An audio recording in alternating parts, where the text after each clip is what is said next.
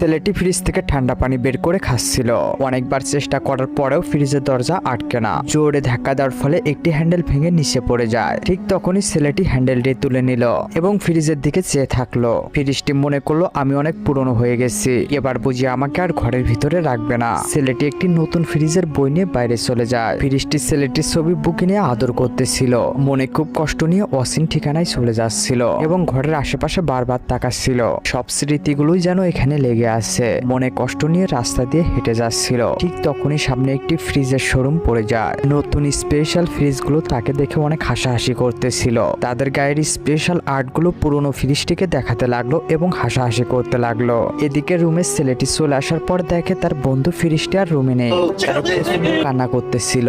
রাস্তা দিয়ে হেঁটে যাওয়ার সময় সামনে থেকে একটি গাড়ি তার সব ফটোগুলো নিচে ফেলে দেয়। সেই ফটোটি রোডে ছেলেটি কুড়িয়ে পায়। সেই শোরুমে গিয়ে বলতেছিল এই ফ্রিজটি কি তোমরা দেখেছো?